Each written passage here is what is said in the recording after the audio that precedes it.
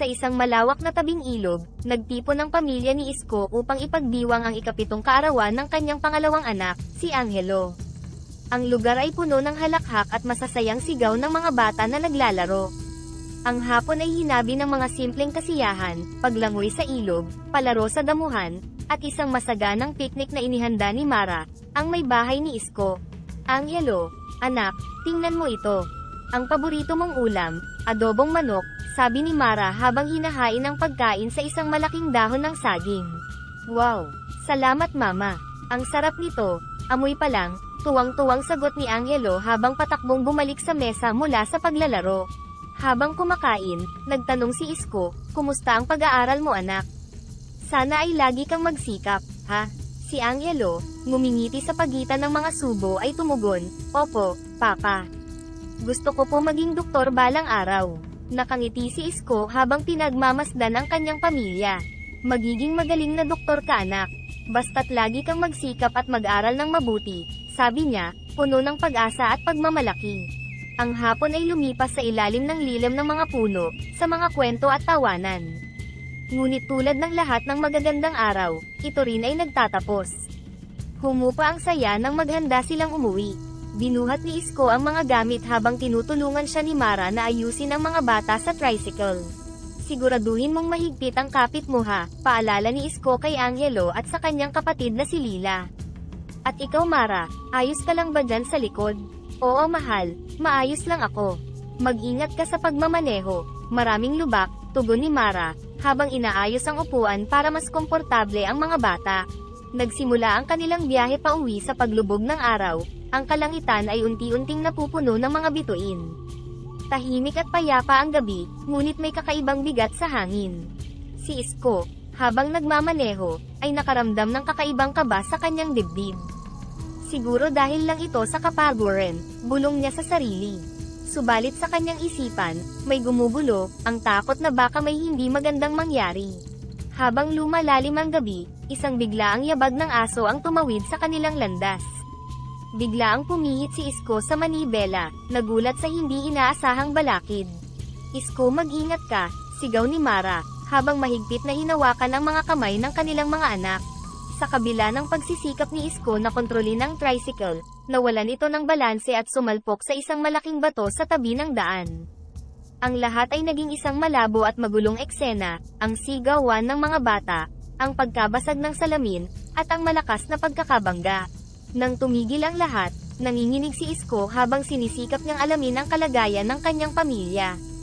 Mara, mga anak, okay lang ba kayo? Ang desperadong tanong ni Isko, ang kanyang boses ay puno ng takot at pag-aalala. Ngunit walang sumagot, ang katahimikan ay mabigat at masakit. Ang bawat segundo ay tila isang walang katapusang paghihirap habang unti-unting nilamon ng dilim ang kanilang paligid.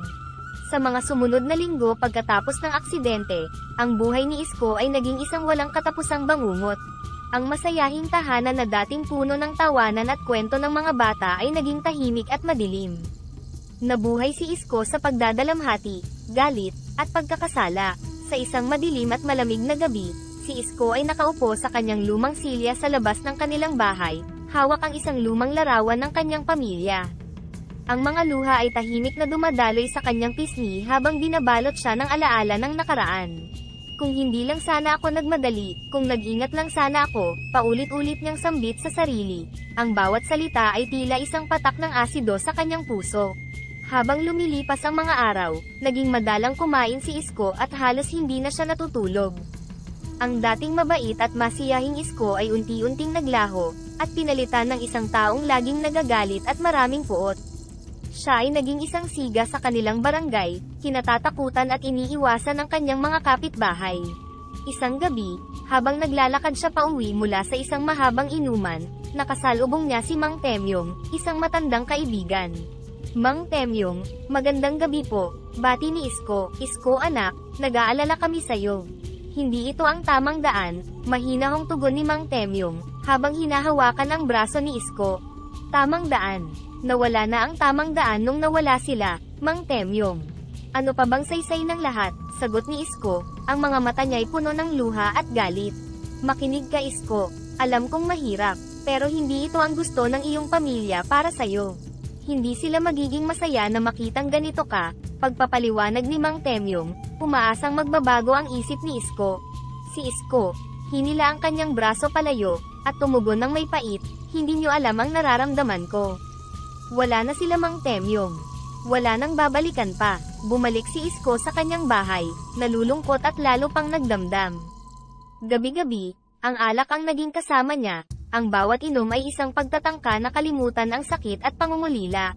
Sa isang partikular na gabi, lasing na lasing si Isko, umiiyak siya sa isang sulok ng sala, hawak pa rin ang larawan ng kanyang pamilya. Bakit? Bakit kayo umalis? Ang iyak niya, ang boses ay nanginginig sa bawat hikbi. Habang lumalalim ang gabi at tumataas ang tama ng alak, isang di inaasahang bisita ang dumating sa kanyang pintuan.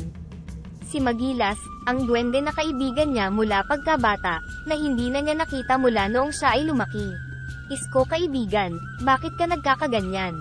Hindi ito ang Isko na kilala ko, sabi ni Magilas, ang kanyang mga mata ay nagpapahiwatig ng malalim na pag-aalala. Magilas, ikaw ba yan?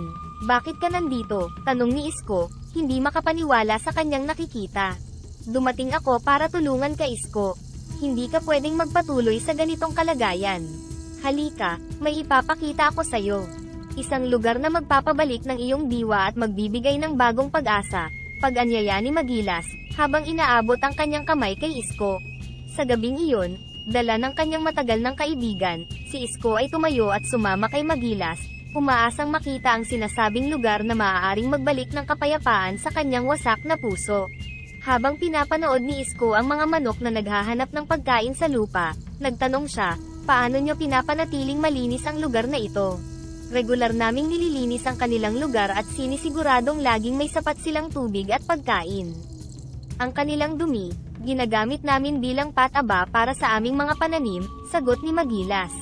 Ang kanilang umaga ay puno ng pag-aaral at pagtuklas sa iba't ibang aspeto ng pag-aalaga ng hayop. Ang simpleng pamumuhay ng mga duwende at ang kanilang pagmamahal sa kalikasan ay unti-unting nagbibigay kay Isko ng bagong pananaw sa buhay. Sa pagtatapos ng araw, inanyayahan si Isko ni Magilas sa isang espesyal na hapunan kasama ang ibang mga duwende. Ang hapunang ito ay hindi lamang isang pagkakataon para magpahinga kundi isang pagdiriwang ng pagkakaibigan at komunidad. Sa gitna ng kakahuyan, ang mesa ay napuno ng iba't ibang putahe na gawa mula sa mga produkto ng kanilang pag-aalaga at pagsasaka. Ang bawat putahe ay may kasamang kwento ng pinagmulan at kung paano ito inihanda. May mga nilagang ugat na may halong luya na nagbigay ng maanghang na aroma, mga ensaladang talong na may halong sariwang mga herbs, at iba pa. Ngunit ang pinaka-highlight ay ang espesyal na rice wine na inihanda ni Magilas. Habang kumakain, nakipag-usap si Isko sa ibang mga duwende at nagtanong tungkol sa kanilang mga pagkain.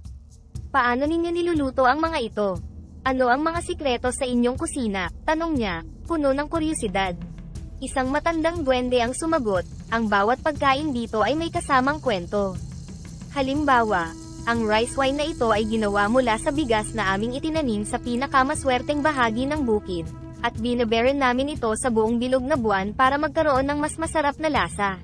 Habang kumakain, nagbahagi ang mga duwende ng mga kwento tungkol sa kanilang araw-araw na buhay, mga nakakatuwang alaala, at mga pangarap para sa hinaharap. Ang tawanan at masasayang kwentuhan ay nagpapalalim ng koneksyon ni Isko sa komunidad na ito. Magilas, hindi ko akalain na ganito palakas-aya ang ganitong uri ng buhay. Simple lang pero sobrang fulfilling, pag-amin ni Isko, ang kanyang puso ay puno ng pasasalamat at inspirasyon. Ang gabi ay nagpatuloy sa ilalim ng mga bituin, sa mga awit ng mga duwende, at sa mainit na pagtanggap ng komunidad. Sa hapunang iyon, hindi lamang siya ni Isko ang napuno kundi pati na rin ang kanyang kaluluwa. Habang papalapit ang umaga, ang kaharian ng mga duwende ay nagsimulang magliwanag sa unang sinag ng araw. Si Isko na ngayon ay puno ng inspirasyon at bagong pag-asa, ay nakatayo sa tabi ni Magilas, hinaharap ang bagong araw na may bagong pananaw sa buhay. Magilas, hindi ko maipaliwanag kung gaano kalaki ang nagbago sa akin mula nang dumating ako dito. Pakiramdam ko, handa na akong harapin ang mundo ko sa labas, sabi ni Isko, ang kanyang mga mata ay sumasalamin sa determinasyon at pasasalamat. Isko, natutuwa ako na nakita mo ang liwanag sa iyong buhay muli. Tandaan mo, Kahit anong mangyari, dalhin mo ang espiritu ng kaharian sa iyong puso. Tugon ni Magilas, ang kanyang tinig ay puno ng pagmamalaki at pag-asa. Magilas, ito ba talaga ang inyong tahanan? Parang hindi ito totoo, sambit ni Isko, habang pinagmamasdan ang paligid na aninag sa ilaw ng mga luminescent na halaman at kumikislap na mga ilaw. Oo Isko, dito kami nakatira sa ilalim ng proteksyon ng kalikasan. Lahat ng nakikita mo ay totoo at bunga ng aming pagsisikap na mabuhay ng payapa at matiwasay, tugon ni Magilas, habang naglalakad sila sa isang tulay na yari sa mga ugat ng puno na nakalutang sa ere. Habang dumadaan sila sa ilalim ng isang arko na gawa sa mga bulaklak, tumigil si Isko at huminga ng malalim. Magilas, ang bango ng hangin dito, parang nalilinis nito ang aking isipan. Iyan ang dahilan kung bakit kita dinala rito Isko. Narito ang kapayapaan na kailangan mo para makaahon, sagot ni Magilas, habang inaabot ang kamay niya upang tulungan si Isko na maging komportable sa kanilang paglalakbay. Habang naglalakad, unti-unting bumalik ang kulay sa mga pisngi ni Isko, tila ba ang mga ilaw at bango ng kaharian ay unti-unting nagpapalakas sa kanya. Ngunit sa kanyang mga mata, makikita pa rin ang bakas ng malalim na lungkot. Magilas, paano kayo nabubuhay dito? Ano ang inyong ginagawa araw-araw? Tanong ni Isko, habang sinusubukang ilihis ang kanyang isipan sa mga alaala ng kanyang pamilya. Simple lang ang buhay namin dito Isko. Nagtatanim kami, nag-aalaga ng mga hayop, at nagkakaisa sa pagpapalakas ng aming komunidad. Hindi namin hinahayaan ang labas na mundo na magdulot ng gulo sa aming payapang pamumuhay, paliwanag ni Magilas, habang ipinapakita kay Isko ang mga taniman ng mga duwende na puno ng mga kakaibang bunga at gulay. Habang naglalakad sila, biglang tumigil si Isko at tumingin sa kalangitan. Magilas, kung sana ay kasing simple lang ng inyong mundo ang aking buhay. Sana ay hindi ko na kailangang harapin ang sakit na dala ng pagkawala nila. Isko, alam kong mahirap. Ngunit tingnan mo, kahit sa pinakamadilim na gabi, may mga bituin pa rin sa langit na nagbibigay liwanag. Ganyan din ang buhay, may mga pagsubok pero may pag-asa rin. Ang mahalaga ay matutunan mong makita ang liwanag sa dilim, payo ni Magilas, habang inilalagay ang kanyang kamay sa balikat ni Isko bilang suporta. Napangiti si Isko, isang ngiti na may halong lungkot at pagtanggap. Salamat Magilas. Hindi ko alam kung ano ang mangyayari sa hinaharap, pero sa ngayon, nararamdaman kong baka may pag-asa pa para sa akin dito. Sa pagtatapos ng kanilang paglalakad, narating nila ang isang maliit na batis na nag-aanyaya ng katahimikan. Tumigil sila upang pakinggan ang malumanay na agos ng tubig. Sa sandaling iyon, bagamat pumapatak ang mga luha sa pisngi ni Isko, may bahid ng kapayapaan ang kanyang mukha, ang unang hakbang sa kanyang muling pagbangon. Sa tabi ng batis, hinayaan ni Isko ang malamig na tubig na humaplos sa kanyang mga palad. Ito'y parang malumanay na paalala na patuloy ang buhay, kahit paminsan ay tila ba ito'y humihinto sa gitna ng mga trahedya. Magilas, ito ba yung batis kung saan tayo madalas maglaro noong mga bata pa tayo? Tanong ni Isko, ang kanyang tinig ay may halong pagtataka at malalim na pagmumuni-muni. Oo Isko, dito tayo madalas magtampisaw at mangarap ng mga bagay na tila imposible. Natatandaan mo ba kung paano tayo nagpaplano na tuklasin ang mundo? Sagot ni Magilas na may ngiti, habang naupo sila sa tabi ng batis. Oo parang kahapon lang. Pero Magilas, bakit mo ako dinala dito? Paano mo naisip na ito ang makakatulong sa akin? Tanong ni Isko, habang pinagmamasdan ang agos ng tubig na parang hinahanap ang sagot sa kanyang mga tanong. Isko minsan, kailangan nating bumalik sa ating pinanggalingan para mahanap ang ating daan pabalik sa liwanag. Dito sa lugar na ito, marami tayong masasayang alaala. Gusto kong maalala mo na may magagandang bagay pa rin sa buhay, kahit sa gitna ng sakit at bighati, paliwanag ni Magilas. Ang kanyang mga mata ay seryoso ngunit puno ng pag-unawa. Si Isko ay tumango at mahinang sumagot, alam ko ang sinasabi mo, at nagpapasalamat ako. Pero, Magilas, hindi ko mapigilan ang pakiramdam na may kasalanan ako sa nangyari. Paano ko mapapatawad ang aking sarili? Si Magilas, hinawakan ng kamay ni Isko. Isko, ang nangyari ay isang aksidente. Walang may kagustuhan nun. Ang pagkakasala na nararamdaman mo ay bahagi ng iyong pagluluksa, ngunit hindi ito dapat magdikta ng iyong buhay. Kailangan mong matutong pakawalan ang mga bagay na hindi mo kontrolado. Mahirap Magilas. Napakahirap, mahina at malungkot na sagot ni Isko, Ang kanyang mga mata ay puno ng luha. Oo, mahirap nga, pero hindi mo kailangang dumaan dito mag-isa. Nandito ako, nandito ang mga alaala ng iyong pamilya, at nandito ang lahat ng magagandang bagay sa paligid mo. Dapat tingnan mo ang buhay na may bagong pag-asa, kahit paunti-unti, sabi ni Magilas, na may diin sa bawat salita. Nagsimulang magsalita si Isko tungkol sa kanyang mga anak, sa kanyang asawa, sa mga pangarap na gusto sana nilang abutin. Si Magilas ay matiyag ang nakikinig, paminsan-minsan ay nagbibigay ng mga salita nang nagbibigay lakas ng loob. Habang lumilipas ang oras, ang damdamin ni Isko ay unti-unting nagbago.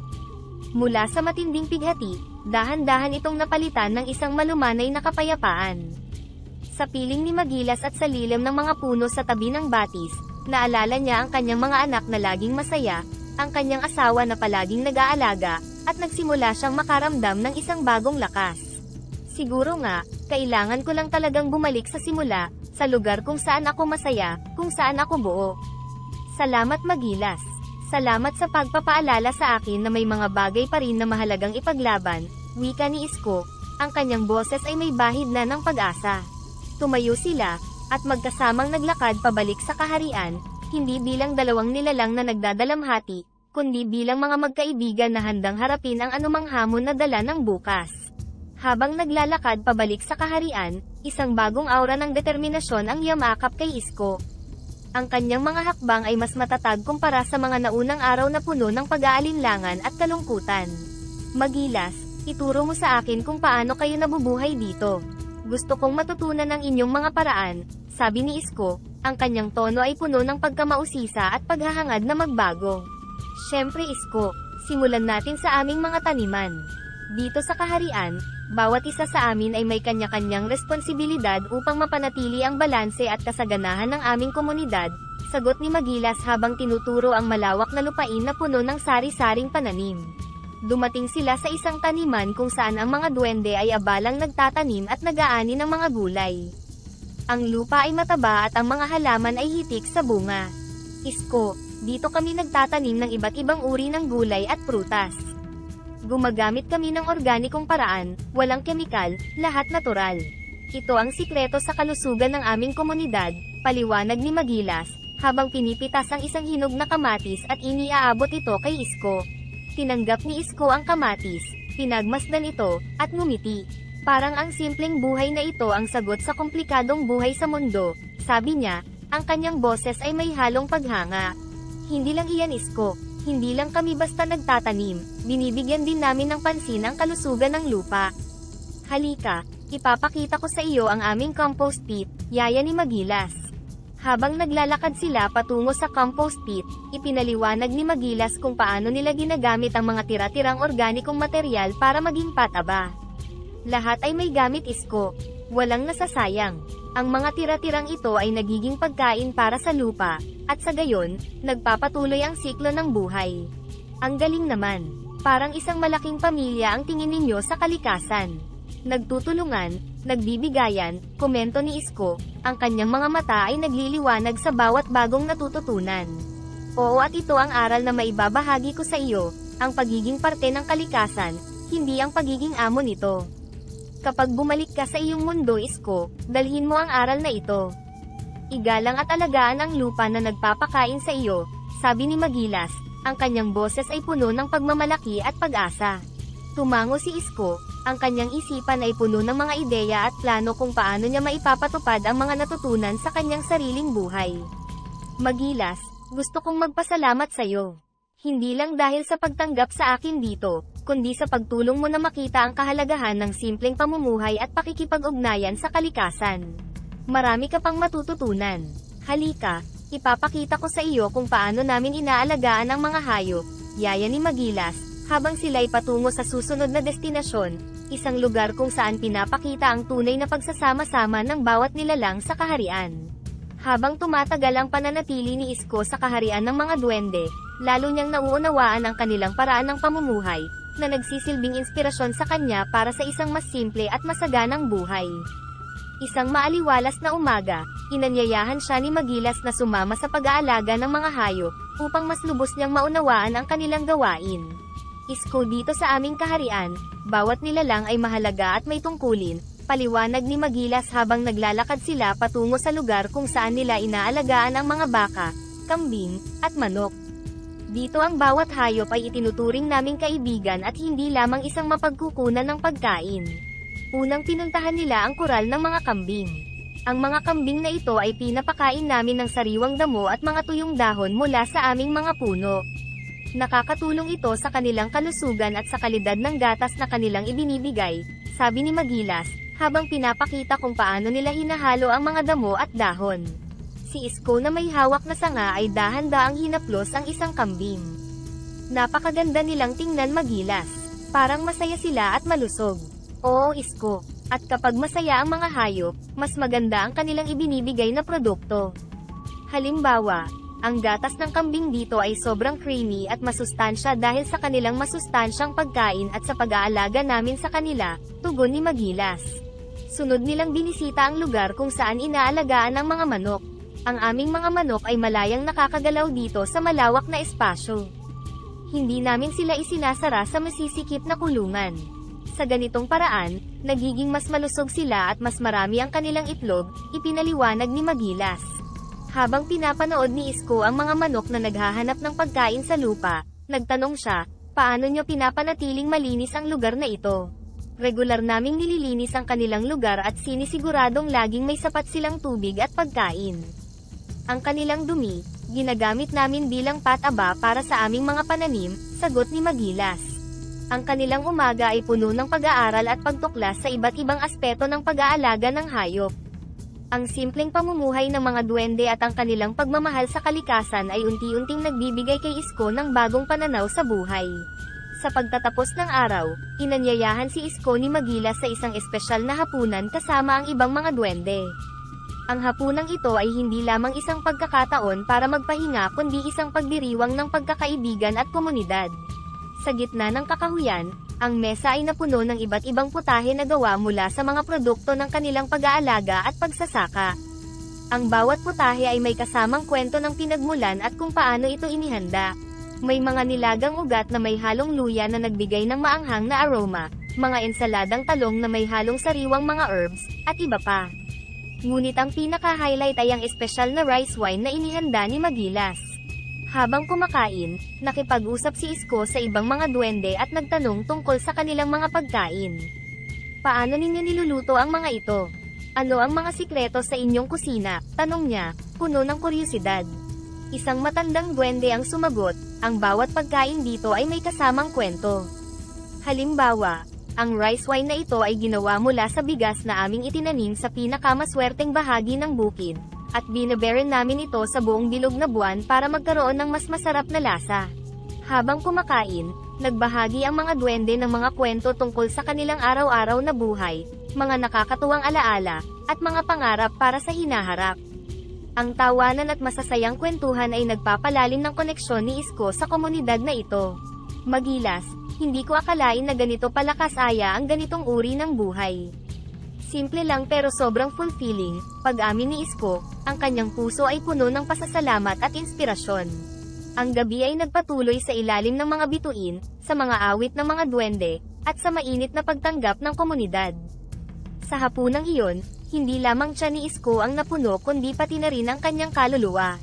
Habang papalapit ang umaga, ang kaharian ng mga duwende ay nagsimulang magliwanag sa unang sinag ng araw. Si Isko na ngayon ay puno ng inspirasyon at bagong pag-asa, ay nakatayo sa tabi ni Magilas, hinaharap ang bagong araw na may bagong pananaw sa buhay. Magilas, hindi ko maipaliwanag kung gaano kalaki ang nagbago sa akin mula nang dumating ako dito. Pakiramdam ko, handa na akong harapin ang mundo ko sa labas, sabi ni Isko, ang kanyang mga mata ay sumasalamin sa determinasyon at pasasalamat. Isko, natutuwa ako na nakita mo ang liwanag sa iyong buhay muli. Tandaan mo, kahit anong mangyari, dalhin mo ang espiritu ng kaharian sa iyong puso, tugon ni Magilas, ang kanyang tinig ay puno ng pagmamalaki at pag-asa. Naglakad sila patungo sa gitna ng kaharian, kung saan nagtipon ang ilang mga duwende para magpaalam kay Isko. Bawat isa ay may ngiti sa kanilang mukha, masaya na nakilala at nakasama nila ang isang tao tulad ni Isko. Isko, bago ka umalis, may ibibigay kami sayo, sabi ni Magilas habang inilabas ang isang maliit na bag na yari sa balat. Binuksan niya ito at inilabas ang ilang mga barya na ginto. Gamitin mo ito para makapagsimula ka. Itayo mo ang buhay na pinangarap mo, at ipalaganap mo ang mga aral na natutunan mo dito. Si Isko na labis ang pagkabigla at pagpapasalamat, ay halos hindi makapagsalita. Magilas, hindi ko alam kung paano ako magpapasalamat. Hindi lamang ito tungkol sa ginto, kundi sa lahat ng itinuro mo sa akin. Ang kabutihan, ang pagkakaisa, at ang pagmamahal sa kalikasan, mga aral na hindi matutumbasan ng kahit anong yaman. Isko, ang tunay na yaman ay nasa puso mo na. Ang ginto ay tulong lamang para makapagsimula ka. Ang mahalaga ay ang magpatuloy ka sa paglago at pagbabahagi ng mga natutunan mo, sagot ni Magilas, ang kanyang mga mata ay kumikislap sa ilalim ng umaga. Nagpaalam si Isko sa bawat isa, yakap at mga ngiti ang kanyang iniwan bilang tanda ng pasasalamat. Habang lumalakad palayo sa kaharian, bawat hakbang ay nagbibigay sa kanya ng lakas at panibagong pag-asa. Sa kanyang paglalakbay pabalik sa mundong kanyang iniwan, dala ni Isko ang mga aral, ang inspirasyon, at ang pag-asa na kanyang nakita sa kaharian ng mga duwende. Ang mundo sa labas ay maaaring puno ng hamon, ngunit ngayon, handa na siyang harapin ito sa isang bagong liwanag. Habang tinitingnan niya ang unang liwanag ng araw, naisip niya, ito ang simula ng aking bagong buhay. Isang buhay na puno ng pag-asa, pagmamahal, at pasasalamat. Isang buhay na hindi lamang para sa akin kundi para sa lahat. Sa kanyang pagdating sa kanyang lumang tahanan, nakita niya ang lupang dati-rati tigang at walang buhay. Ngayon, ito ay magiging simula ng kanyang bagong paglalakbay, ang pagtatayo ng isang sakahan na batay sa mga aral na natutunan niya mula sa kaharian ng mga duwende. Determinado si Isko na ipakita sa kanyang komunidad ang halaga ng simpleng pamumuhay, ng pagkakaisa, at ng pag-aalaga sa kalikasan. Sa pagtatapos ng araw, habang pinagmamasdan ang takip silim, ramdam ni Isko ang kapayapaan at kasiyahan. Alam niya na ang paglalakbay ay hindi magiging madali, ngunit may sapat na siyang lakas at kaalaman para sa anumang darating. At sa puso niya, alam niyang lagi siyang magiging bahagi ng kaharian ng mga duwende. Pagkatapos ng kanyang mahimalang pagbabalik mula sa kaharian ng mga duwende, sinimulan ni Isko ang kanyang bagong buhay sa pamamagitan ng pagbili ng lupain gamit ang gintong barya na ibinigay sa kanya ni Magilas. Itinatag niya ang kanyang sakahan sa mga prinsipyong natutunan niya mula sa mga duwende, sustainable at organic na pagsasaka, pati na rin ang responsableng pag-aalaga ng hayop. Maagang-maaga pa lamang ay abala na si Isko sa pagtatanim ng palay, mga gulay, at mga prutas. Kasabay nito, bumili siya ng ilang baka, kambing, at manok, na pinangangalagaan niya ayon sa natural na mga pamamaraan upang matiyak ang kanilang kalusugan at kagalingan. Isang umaga, habang nagtatrabaho si Isko sa pagtatanim ng bagong mga binhi ng gulay, dumaan si Mang Temyong, isa sa mga matatandang magsasaka sa nayon, upang tingnan kung paano umuunlad ang bagong sakahan. Isko, anak, nakakatuwa naman ang makitang ganito ka kasigla at iyong lupain na puno ng buhay. Bati ni Mang Temyong, ang kanyang mga mata ay kumikislap sa tuwa. Magandang umaga po, Mang Temyong. Opo, marami na pong nagbago simula noong huli tayong mag-usap. Sinisikap ko pong gamitin ang lahat ng natutunan ko sa aking paglalakbay para mapabuti ang lupang ito at ang ating komunidad, sagot ni Isko, habang ipinapakita kay Mang Temyong ang mga hilera ng mga pananim. Talagang nakakamangha, Isko. Dati-rati parang wala ng sigla ang iyong mga mata, ngayon ay puno na ng pag-asa. Ano ba ang sikreto mo? Tanong ni Mang Temyong, habang dahan-daang lumalakad sa tabi ng mga tanim. Napagtanto ko po na maraming paraan para makabangon ulit, Mang Temyong. Ang mga pamamaraang natutunan ko, gusto ko pong ibahagi hindi lang para sa akin kundi para rin sa iba na nais matuto ng sustainable farming, paliwanag ni Isko. Magaling. Alam mo, Isko, marami sa ating mga kabataan ang hindi na gaanong interesado sa pagsasaka. Pero sa ginagawa mo, maaaring marami ang mahikayat na bumalik sa lupa. Ito'y isang magandang simula hindi lamang para sa iyo kundi para sa buong bayan, komento ni Mang Temyong, ang kanyang tono ay puno ng paghanga at suporta. Balak ko nga po sana, Mang Temyong, na ibahagi ang natutunan ko at ipakita na maaari tayong mabuhay ng mas malusog at mas mapanatili ang ating kapaligiran, sabi ni Isko, puno ng sigasig. Napakagandang balakin, Isko, Bilang isa sa mga nakakatanda dito, masasabi ko na labis akong nagagalak na makitang gumaganda ang iyong kalagayan. Sana'y marami pa ang sumunod sa iyong mga yapak, saad ni Mang Temyong, patuloy ang paghikayat. Nang araw na iyon, habang lumalapad ang ngiti ni Isko, napuno siya ng determinasyon at pag-asa.